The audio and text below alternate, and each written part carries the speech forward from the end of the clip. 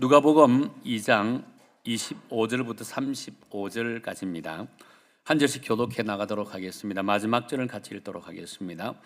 제가 먼저 읽겠습니다. 예루살렘에 시몬이라 하는 사람이 있으니 이 사람은 의롭고 경건하여 이스라엘의 위로를 기다리는 자라. 성령이 그 위에 계시더라.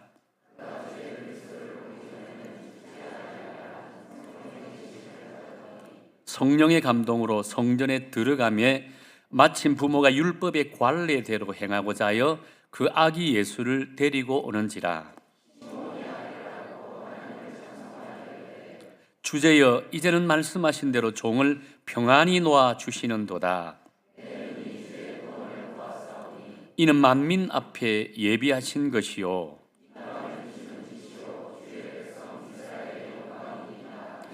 그의 부모가 그에 대한 말들을 놀랍게 여기더라.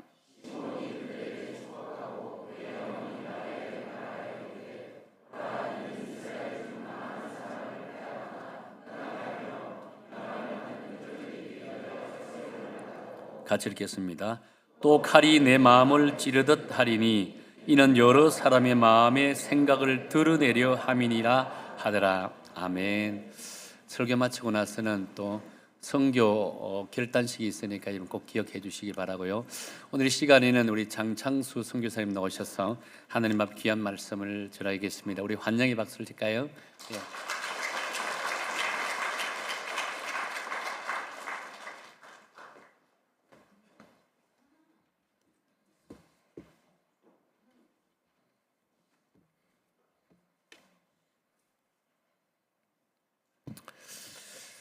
네, 여러분들 반갑습니다. 오늘 저도 강사로 온 걸 잠깐 망각하고 찬양이 너무 은혜스러워서 찬양도 같이 부르고 또 찬양도 좀 누리고 또 은혜 누리는 시간이었던 것 같습니다. 여러분의 교회 가운데 소중한 선교 주간에 또 말씀을 섬기게 되어서 한껏 부담도 되지만 또 이 안에서 그간 하나님 주신 마음들을 좀 나누는 것이 또 저에겐 특권이다라는 생각도 해보게 되는 것 같습니다. 우리가 선교에 대한 이야기를 할 때 우리는 선교라는 단어에 친숙합니다. 교회를 처음 나오시거나 아직 신앙생활을 오래 하지 않으신 분들에게는 좀 어려우실 수도 있지만 그래도 신앙의 연수를 쌓아가시는 분들에게 선교는 친숙한 단어이실 것 같습니다. 단지 하나 우리가 선교를 이야기할 때 조금 우리의 언어의 한계라고 할까요? 조금 구분이 필요합니다. 우리가 선교라고 했을 때 첫 번째로 우리가 생각할 수 있는 것은 하나님의 선교라는 말 그대로 인간의 타락 이후에 성경 전체를 따라 흐르는 하나님의 거대한 서사로서 인간을 구원하시고 무너진 세상을 회복하시기 위한 여호와의 열심으로 다하시는 하나님의 그 구원의 역사를 이야기할 때 우리는 선교라는 표현을 쓰고 있습니다. 또 동시에 선교라는 표현을 언제도 쓰냐면요, 우리가 시대마다 상황마다 하나님의 그 위대한 일들을 이루어가기 위해서 부르시고 세우시는 교회로서의 공동체, 또 때때로는 한 개인의 그런 귀중한 삶에 나타나는 여러 가지 사역들, 활동들을 또 우리는 선교라고 이야기하기도 합니다. 여기서 우리가 한 가지 기억해야 될 것은 하나님의 선교라는 하나님의 거대한 하나뿐인 이야기 속에 포함되지 않는 교회도 포함되지 않는 성도도 없다라는 것입니다. 우리는 가끔, 저는 그런 분들을 가끔 만나요. 아직 우리 교회 형편상 선교는 우리의 어떤 논의, 우리 안에 중심에 있지는 않습니다. 중요한 일은 아닙니다. 우선순위는 아닙니다. 또 어떤 개인을 만나보면 제가 무슨 선교를 하겠습니까? 라는 말씀들을 하시지만 우리는 좀 구분이 필요한 것이죠. 적어도 우리가 예수 그리스도를 믿고 하나님 백성이 되었다면, 우리가 모여서 함께 교회를 이루어 간다면 그 교회는, 그 성도는 단 한 사람도 단 한 교회도 예외 없이 하나님의 위대한 이야기로 초대받았고 그 이야기 속에 하나님이 주신 사명과 책무들이 있다라는 것을 우리는 인정해야만 합니다. 반면에 사역은 다릅니다. 저는 이제 국제선교동원 사역을 하고 있는데요, 좀 여러분들 그 사역명이 마음에 안 드시겠지만 제가 하고 있는 일은 주로 여러분이 선교지라고 생각하실 수 있는 그런 지역의 교회들을 찾아가서 선교를 도전하고 교육해서는 그들 가운데 선교사를 선발하기도 하고 교회를 선교적 교회로 바꿔가는 일들을 열심히 하고 있습니다. 여러분들 교회가 우리는 국제선교동원 사역은 관심이 없습니다 라고 해도 제가 여러분들에게 정말 선교를 모르시는군요 라고 말할 수는 없습니다. 왜냐하면 제가 하고 있는 일은 다양한 사역 중에 한 가지이기 때문에 그렇습니다. 하지만 여러분들이 하나님의 위대한 이야기, 하나님의 선교라는 그 보편적인 이야기를 나와 상관없다라고 말씀하신다면 그때부터는 저는 좀 마음속에 좀 많이 어려워질 것 같다라는 생각이 듭니다. 한 가지 더 여러분에게 꼭 드리고 싶은 이야기는 선교를 동원하고 전하는 일을 하고 있지만 언젠가부터 제가 사역적 회심이라고 할 수 있는데요. 막 뭔가 자극적인 이야기나 자극적인 사진이나 영상을 잘 틀지 않습니다. 그 이유는 몇몇의 사역자들과 함께 사역해 보면 우리의 마음속에 내적 동기를 가지고 일생 충성하시는 분들이 있는가 하면 그냥 어쩌다가 한번 외적 자극을 받고는 잠깐 충동적으로 사역하시는 분들이 있는데요. 단기적으로는 어느 한쪽도 하나님 보시기에 귀할 수 있지만 장기적으로는 내적인 동기를 갖고 그것은 성령이 주시기도 하고요. 하나님 말씀이 우리 가운데 끊임없이 조명하시는 그 내적인 동기를 가지고 우리는 각자 다르니까요. 우리의 각자의 부르심 가운데 하나님의 나라를 위해 살아가는 분들, 저는 그것이 하나님 앞에 더 귀하다라는 생각을 점점 하게 됩니다. 초대교회 성도들의 이야기, 많은 믿음의 사람들의 이야기를 우리는 듣습니다. 그분들의 한 가지 공통점이 있다면 참 견고하고 경건하고 흔들림이 없었다라는 것이죠. 가끔은 우리는 그분들이 하신 일이 부러울 때도 있지만 저는 더 부러운 것은 어쩌면 저렇게 흔들림 없이 살아갈 수 있었을까? 어쩌면 저렇게 하나님께 경건할 수 있었을까? 겸손할 수 있었을까? 그 많은 도전 앞에 흔들리지 않을 수 있었다라는 그 모습이 참 이렇게 눈물이 핑 돌 만큼 부러울 때가 있는 요즘인 것 같습니다. 한 가지 제가 발견한 문장 한 가지가 있습니다. 어느 책에서 읽다가 제가 문장을 만들었는데요. 이야기를 위해 인내하고 이야기로 인해 인내하라는 이야기입니다. 무슨 말이야? 말장난 같아 이러겠지만 잘 들어보십시오. 이야기를 위해 인내하고 이야기로 인해 인내했던 사람들, 내가 속한 하나님의 거대한 역사를 위해서 살아갔고 또 내 삶에 흔들림이 있지만 그 이야기로 인해서 인내했던 사람들이 종래 하나님의 영광을 나타내고 하나님의 뜻을 이루어 가더라는 것입니다. 선교 중간에 예수님의 제자들 또 사도 바울의 이야기, 이런 말씀을 좀 드리고 싶고 강력한 메시지를 하고 싶지만 제 마음속에 요즘 많이 와닿아 있는 사람은 시므온입니다. 시므온이란 오늘 본문에 만나는 사람은 그 이름의 뜻이 히브리어로 듣는 자다라는 의미를 품고 있습니다. 듣다, 들으심이다라는 표현을 안고 있는 사람이에요. 그리고 실제로 그가 살았던 시대와 그의 모습, 오늘 우리가 제한적이지만 말씀 속에 만나는 모습은 그의 이름이 왜 시므온이었는지에 대한 것들을 우리에게 선명하게 말씀해주고 있습니다. 예수님이 태어났을 때 즈음이고요. 그의 품에 아기 예수가 안겼습니다. 이때 시대적 상황을 조금 우리가 살펴보면 세상에 강력한 힘, 로마라고 하는 강력한 힘이 있었습니다. 그 너머에 어떤 다른 힘이 있다라는 것을 상상하기는 어려웠습니다. 그래서 많은 이들은 그 힘 앞에 삶을 의탁하고 어찌하든지 생존하기 위해 살아가고 있었습니다. 물론 그 반대편에 그것에 대한 반동도 있었습니다. 메시아 대망사상이라고 하는 뭔가 이스라엘 사람들 가운데서 이제 이 눌리고 압제당하는 상황 속에 성경 곳곳에 기록되어 있던 우리를 구원할 구원자가 올 것이다라는 메시아 대망사상도 사람들 안에 퍼져가고 있었습니다. 그런데 문제는 무엇이냐면요, 굉장히 혼돈스러웠습니다. 그냥 그런 대망사상이 있다 보니까 현실이 너무 힘들다 보니까 뭔가 어디선가 좀 유력한 사람이 나타나면 저 사람 아닌가? 어디서 뭔가 사람들이 새가 좀 모이면 저 방식 아닌가? 자기 마음대로 군사적인 어떤 선동가나 또는 지도자나 또는 어떤 운동의 중심에 서 있는 사람들을 마구마구 혹시 그 사람 아닐까라는 다분히 혼란스럽고 혼돈스러운 배경도 시므온이 살았던 시대 가운데 있는 환경이었었습니다. 그럼에도 불구하고 오늘 우리가 읽었던 말씀의 처음 시작은 시므온은 의롭고 경건하여 겸손하고 이스라엘의 위로를 기다리는 자로 살아가고 있었다라고 시작됩니다. 여러분, 성경에서 의롭다라는 것은요, 착하게 산다는 것이 아니라 기준이 있다는 것입니다. 반대로 말씀드려서 불의하다라는 것은 나쁜 짓 많이 하는 외형만이 아니라 기준이 사라져버린 선악과의 잔재들을 이야기하는 것입니다. 혼돈스럽고 세상에는 강력한 힘이 있었지만 그 모든 것들도 시므온의 중심을 흔들 수 없이 그는 기준이 있었고 경건했고 견고했고 그때에도 변함없이 이스라엘의 위로, 우리에게 주신 참된 하나님의 위로를 기다리는 사람으로 살아가고 있는 것이 오늘 우리가 읽은 본문 가운데 등장하는 시므온의 모습입니다. 여러분들 어떠실지 모르겠습니다. 올해 한 해 시작하면서 나름의 신앙의 목표들도 세우셨을 텐데요. 여러분, 저희가 세세한 내용은 제가 모르지만 여러분 다 동일한 마음 있지 않으십니까? 올해는 좀 내가 흔들리지 않았으면, 올해는 내가 정말 하나님 앞에 좀 더 신실하고 충성되고 견고하고 겸손하고 하나님 나라를 바라보며 살아갔으면 하는 그런 소망들은 다 갖고 계실 것 같습니다. 오늘 저는 그 이야기를 하려고 하는 것입니다.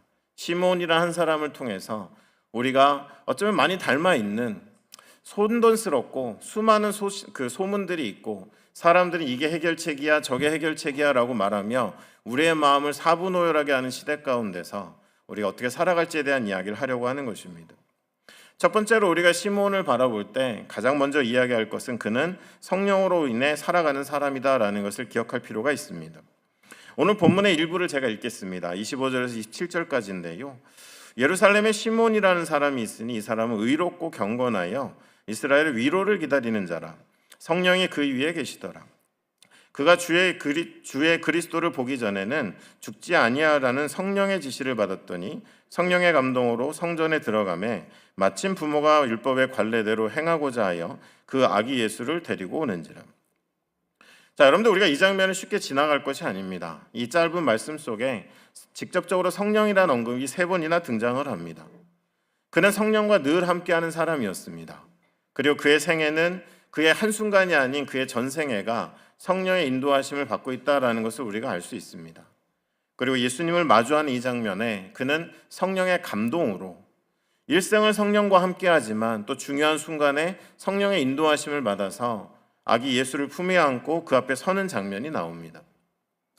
저는 여러분들 단체나 또 제가 같이 하고 있는 사역에 있어서 중요 역할들이 영어로는 R&D라는 직함이 붙어 있는데 새로운 선교의 기획들을 하고 또 조금은 앞선 상황 속의 선교 현상들을 좀 들여다보는 일을 하고 있습니다.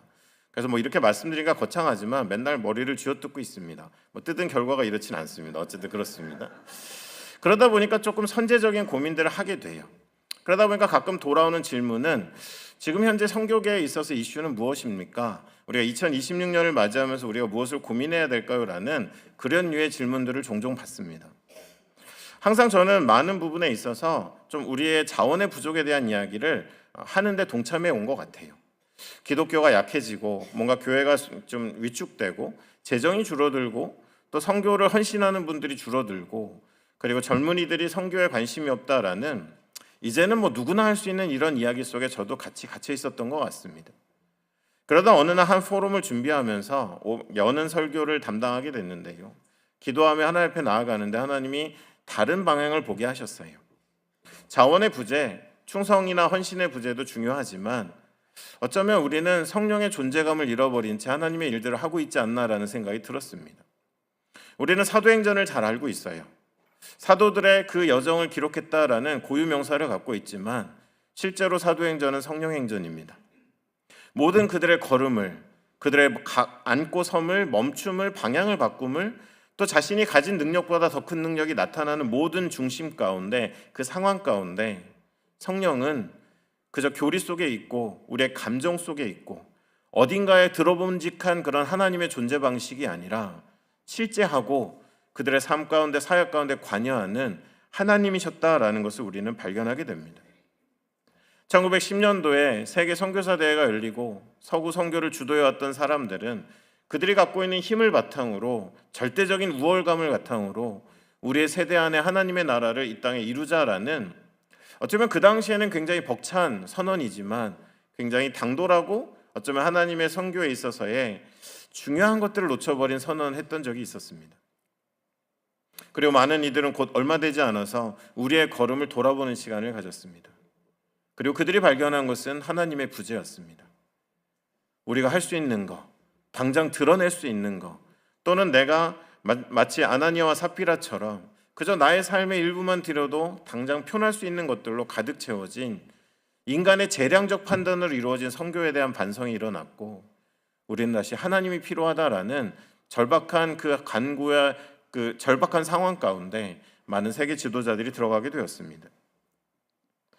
여러분, 세계 선교의 가장 큰 방해물은 이슬람도 아니고 불교도 아닙니다. 인간의 재량적 판단이 난무하는 세상입니다. 여러분들도 하나님 앞에 우리의 마음을 정할 때 여러분의 삶 속에 얼마나 성령의 존재감을 갖고 살아가십니까? 중요한 결정, 중요한 기도, 나의 삶을 하나님께 의탁할 때 내 경험이나 나의 재량적 판단이 아니라 내가 갖고 있었던 그런 짧은 이성이 아니라 하나님의 성령에 의존하며 여러분 한 걸음 한 걸음 나아가고 계십니까? 교회도 마찬가지입니다. 중요한 결정을 할 때마다 우리 안에 성령은 얼마나 큰 존재감으로 우리와 함께하고 있냐라는 것입니다. 요엘서 2장 28절로 32절에 이러한 말씀이 있습니다.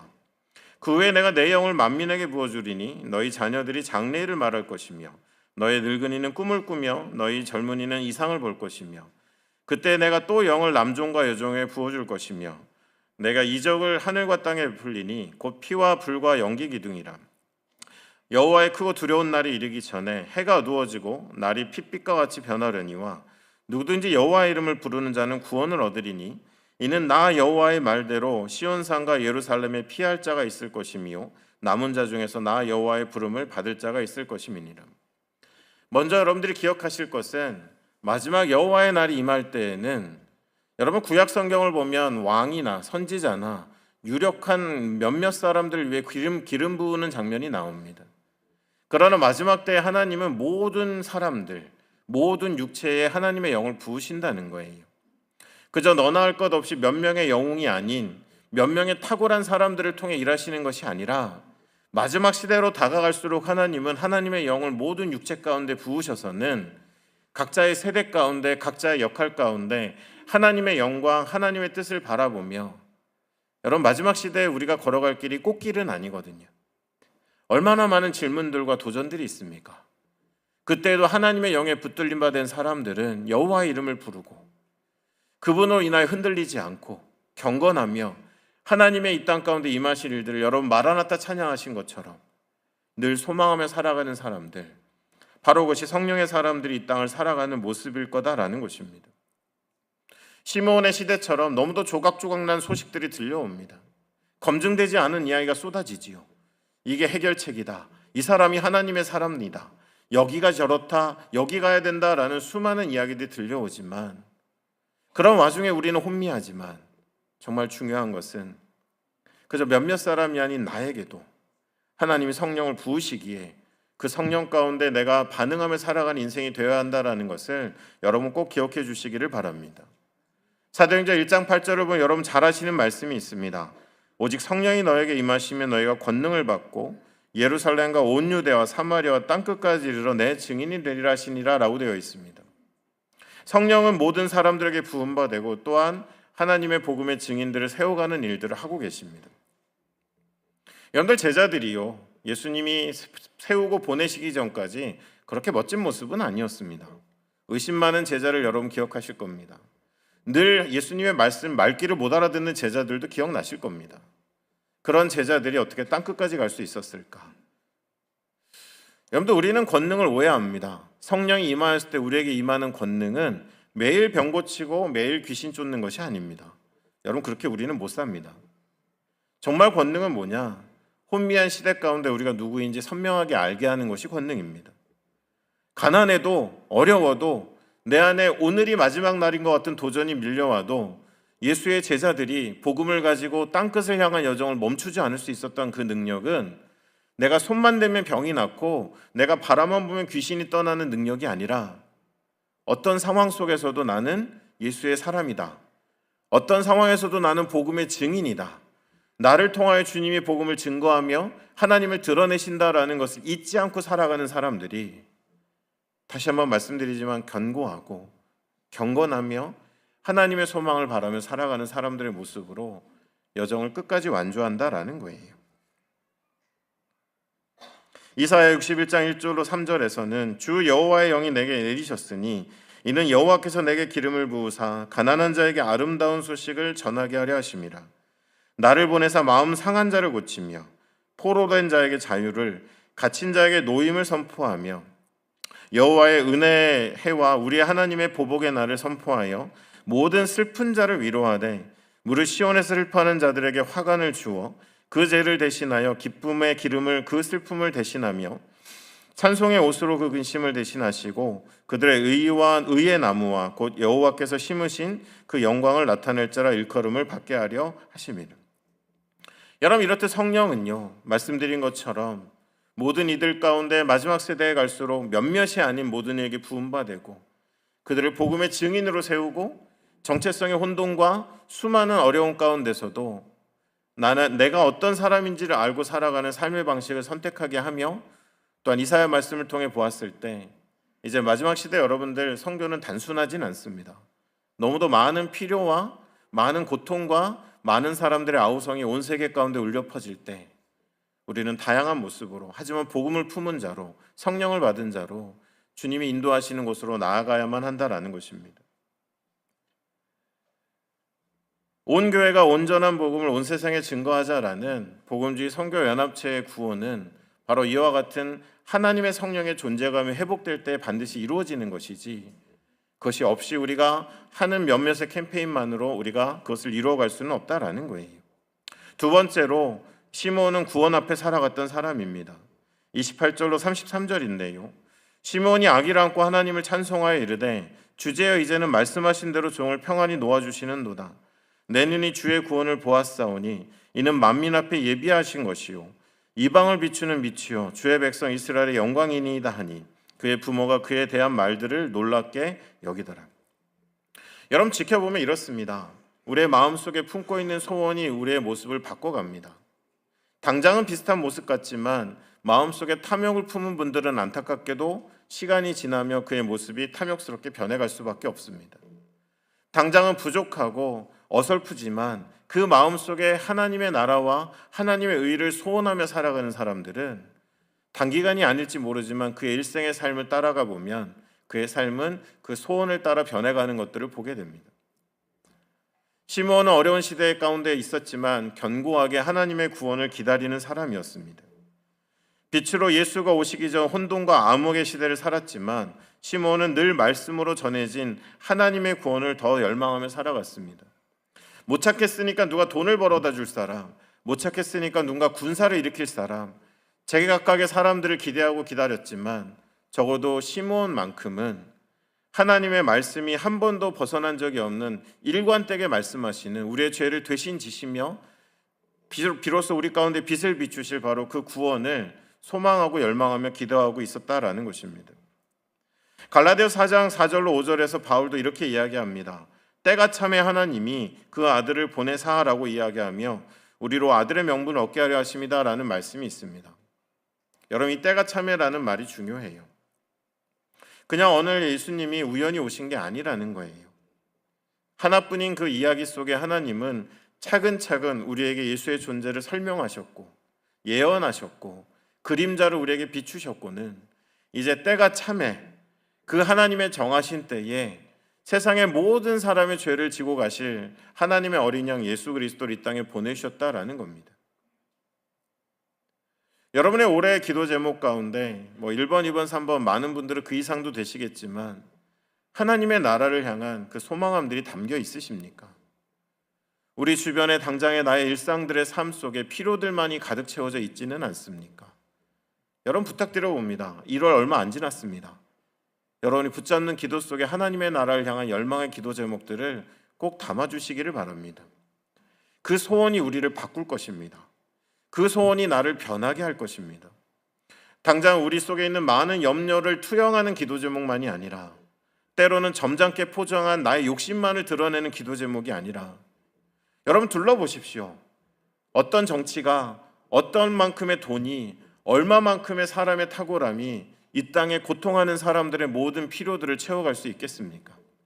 그토록 많은 순교자들이 나왔던 선교 현장에서도 아직 36억이 넘는 사람들은 복음을 들어본 적이 없고 일어나는 다음 세대들이 도시로 몰려오는데 매일 14만 5천 명의 예수를 알지 못하는 사람들이 도시로 몰려들고 있고 하나님을 만나기 전에 이전에 경제가 낙후됐던 지역들은 돈의 맛을 보고 재물의 신을 섬기는 일들이 하룻밤에도 많이 급속도로 일어나고 있는 시대 가운데 여러분 우리가 하루도 그치지 않고 하나님의 구원 이 땅 가운데 하나님의 나라가 임하실 것을 바라지 않고 살아간다면 여러분 우리의 모습은 어떻게 변해가겠습니까?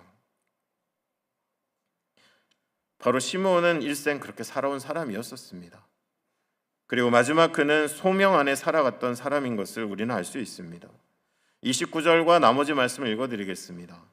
주제여 이제는 말씀하신 대로 종을 평안히 놓아주시는도다. 34절입니다. 시므온이 그들에게 축복하고 그의 어머니 마리아에게 말하여 이르되 보라 이는 이스라엘 중 많은 사람을 패하거나 흥하게 하며 비방을 받는 표적이 되기 위하여 세움을 받았고 또 칼이 내 마음을 찌르는 듯하리니 이는 여러 사람의 마음의 생각을 드러내려 함이니라 하더라. 여러분, 이 장면 속에 그토록 기다린 이스라엘을 향한 하나님의 구원을 품에 안았지만 이제 시므온은 퇴장을 준비합니다. 내게 주신 말씀 그대로 이루어진 것 감사합니다. 내 인생 살아오면서 사도 바울 같은 화려함은 없었을지 모르지만 이제 내가 그 구원을 맞이했으니까 저를 놓아주시는 것 감사합니다. 여러분, 하나님의 이야기, 단 하나뿐인 하나님의 그 서사 가운데 살아가는 사람들은 이렇듯 인생 앞에 겸손합니다. 나의 등장과 나의 퇴장의 때를 압니다. 그리고 퇴장의 때에 하나님을 기억하고 하나님께 온전히 영광을 돌립니다. 우리가 우리의 경건으로 포장하지만 욕심으로 살아온 이들은 미련이 가득합니다. 그리고 이 땅에 두고 갈 것들에 대한 마음들로 인해서 그 끝이 아름답기 어렵습니다. 하지만 시므온은 이제 깨닫습니다. 내 인생을 견고하게 이끌어오신 하나님의 그 이야기가 끝나고 이제 나는 퇴장할 때가 되었구나라는 것을 고백하며 아직도 의아해만 하는 예수님의 부모 앞에서 이 아이를 통하여, 이 구원자를 통하여 하나님 어떤 일을 이루실지를 그는 선명하게 그들에게 전하고 있습니다. 사도행전 7장 55절로 60절에 여러분 잘 아시는 스데반의 마지막 모습이 담겨 있습니다. 스데반이 성령이 충만하여 하늘 우러러 주목하여 하나님의 영광감이 예수께서 하나님 우편에 서신 것을 보고 말하되 보라, 하늘이 열리고 인자가 하나님 우편에 서신 것을 보노라 한대, 그들이 큰 소리를 지르며 귀를 막고 일제히 그에게 달려들어 성 밖으로 내치고 돌로 칠세 증인들의 옷을 벗어 사울이라 하는 청년 발 앞에 두니라. 그들이 돌로 스데반을 치니 스데반이 부르짖어 이르되 주 예수여, 내 영혼을 받으시옵소서 하고 무릎을 꿇고 크게 불러 이르되 주여, 이 죄를 그들에게 돌리지 마옵소서, 이 말을 하고 자니라. 여러분, 스데반의 마지막 모습입니다. 저는 이 장면을 볼 때마다 가끔 눈물이 납니다. 여러분, 예수 그리스도를 믿는 신앙 안에 어떤 여러분 소원을 갖고 계십니까? 제 소원은 한 가지입니다. 시간이 지나고 나의 생애가 퇴장의 그 장면에 다가설수록 예수님을 많이 닮았으면 좋겠습니다. 예수님과 전혀 무관한, 예수님이 그렇게 살아본 적도 없고 상상하신 적도 없는 삶을 살면서 우리가 예수의 제자가 될 수는 없습니다. 여러분, 스데반의 마지막 모습이 어떻습니까? 인간적으로는 돌에 맞아 죽는 마지막 날을 뜻하지 않게 맞이했지만 먼저 그는 성령의 사람이었고요. 그리고 그가 전한 이 복음은 7장 전체를 가득 채운 유대인을 향한 복음은 그냥 예수 천당 불신 지옥이 아닌 내 전생애를 담고도 남는 유대인들이 그토록 자랑했던 구약의 모든 위인들을 연결하여 예수로 귀결시키는 거대한 서사의 외침이었고, 그의 생애 마지막이 다가왔을 때 그는 예수님을 너무도 닮은 모습으로 누구도 정죄하지 않은 채 하나님의 영광을 나타내며 끝을 맞이하는 것을 보게 됩니다. 그리고 이후의 사건들을 스데반은 모를지 모르지만 우리는 압니다. 이 핍박과 박해로 인해서 예루살렘에만 머물러 있던 복음이 이제 유다와 사마리아로, 당장은 난민인가 핍박인가라는 부정적인 현실이지만 그 현실을 사용하신 하나님께서 땅끝까지 복음이 증거되는 하나님의 원대한 계획을 이루어 가시는 모습들을 보게 되고 그의 인생이 쓰임받은 것들을 우리는 알게 됩니다. 여러분, 말씀을 정리하겠습니다. 고린도서 2장 14절로 17절 말씀에 이런 말씀이 있습니다. 먼저 제가 14절 읽어드리겠습니다. 항상 우리를 그리스도 안에서 이기게 하시고 우리로 말미암아 각처에서 그리스도를 아는 냄새를 나타내신 하나님께 감사하노라. 여러분, 이 말씀 읽으면 기분이 좋아져요. 근데 어쩌면 우리를 항상 이기게 하실 수 있을까? 우리를 견고하게, 경건하게 하나님의 그 이야기 속에서 늘 하나님을 소망하는 사람들로 살게 하는 것, 여러분, 그것이 이 땅에 우리를 무릎 꿇이실 수 없는 우리 안에 능력이 되는 것이고 우리 안에 삶의 모습이 되는 것입니다. 저는 여러분 의성교회를 오늘 처음 뵙습니다. 처음 이곳에 와서 예배드리고 있습니다. 여러분이 걸어오신 길과 이야기들 저는 전혀 모릅니다. 아마 웃을 일도 있고 울 일도 있으셨을 것입니다. 그러나 중요한 것은 이제 우리의 걸어간 길 가운데, 이제 우리의 걸어갈 길 속에 여러분이 하나님의 이 이야기를 붙잡고 그 안에 충성되이 살아가신다면 어떠한 일이 있더라도 하나님은 여러분의 교회가 그리스도 안에서 늘 이기게 하시고 그리스도를 아는 냄새를 나타내시는 그리스도의 향기로 흩어져 여러분 빛이 되자고 하셨는데 빛만 나는 것이 아니라 향기도 나는 그런 공동체로 하나님이 사용하실 것입니다. 17절에 이렇게 이야기됩니다. 우리는 수많은 사람들처럼 하나님 말씀을 혼잡하게 하지 아니하고 곧 순전함으로 하나님께 받은 것 같이 하나님 앞에서와 그리스도 안에서 말하노라. 참 요즘 하나님 말씀 복잡하게 하는 교회 그런 인생들 많습니다. 성령이 없으면서 하나님 나라를 소망하지 않으면서 하나님께 받은 소명에 충성하지 않으면서 말로 나를 변론하고 자신들의 형편을 이야기하면서 하나님 말씀을 혼잡하게 만들어 갑니다. 그러나 하나님의 사람들은 그 말씀이 마지막 진리라는 걸 알기 때문에 우리의 인생이 아무리 두렵고 미래를 알지 못하는 불안감에 있어도 우리의 모든 역사의 마지막 마침표를 주가 찍으실 것을 알기 때문에 우리는 그 이야기 속에서 그 이야기를 위해 살아가고 그 이야기로 인해 인내하며 살아가는 하나님의 부름받은 백성들의 삶을 살아가게 되는 것입니다. 그리고 그런 삶을 살아가는 사람들을 통해 하나님 말씀은 혼잡한 것이 아니라 1.1획도 땅에 떨어지지 않고 반드시 이루어지는 하나님의 위대한 이야기가 되어져 가는 것입니다. 여러분, 어떤 교회가 가장 선교적 교회고 어떤 교회가 가장 하나님께 쓰임받는 교회일까요? 한동안은 저희가 그런 방향이 있었어요. 뭔가 어마어마한 그런 투철한 열심과 우리가 하는 많은 일들을 하나님 앞에 전면으로 자랑할 때도 있었습니다. 네, 여러분, 저도 이런저런 경험을 하면서 끝으로 드리는 말씀인데요, 저는 부천의 이 의성교회가 하나님의 가장 사랑하시고 시대에 쓰시는 선교적이고 하나님의 이야기 속에 포함된 교회가 되는 기준 한 가지를 말씀드릴 수 있다는 것은, 말씀드린다면 그것은 바로 하나님의 선교가 마땅한 것이 되는 것입니다. 그것이 더는 특수한 누군가의 것이 아니라, 저 사람의 것이 아니라, 그것이 나에게도 모양은 다르지만 섬김의 방식은 다르지만 우리에게 선교가 너무 마땅한 것이 될 때 하나님은 이제 공동체를 통해서 시대에 필요한 일들을 다양하게 이루어 가실 것이고요, 오늘 여러분들이 드리는 마음, 그 헌신들이 그런 중심 가운데 나온 거라면 하나님도 기쁘게 받으시고 하나님의 나라를 위해 사용하실 것이다 라는 것입니다.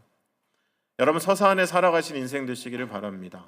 그리고 2026년 견고하고 겸손하고 경건하며 늘 하나님 나라를 향한 소원을 가지신 여러분들 되시기를 간절히 축원드립니다. 기도하겠습니다. 사랑의 하나님 아버지, 이곳에 의성교회가 있습니다. 주목하고 기억하여 주시고 통하여 일하여 주시기를 간절히 소원합니다. 성령의 공동체가 되게 하여 주시옵소서. 하나님의 구원을 늘 바라며 이 땅을 향해 절망할 때도 있지만 눈물이 그치지 않는 기도로 주님을 늘 바라보고 부르는 공동체 되게 하여 주시옵소서. 그리고 나아가서 우리에게 맡겨진 사명 아낌없이 다 수행하고, 선교가 너무도 마땅한 것이기에 자녀들에게, 다음 세대에게 우리의 모든 남은 생애 가운데 드리고 헌신하며 함께 이루어가는 주의 복된 공동체 되기를 원하오니 주님 2026년 함께 하시고 어느 곳에 있든지 빛이 되게 하여 주시옵소서. 이 모든 말씀 우리 주 예수 그리스도의 이름으로 기도드렸습니다.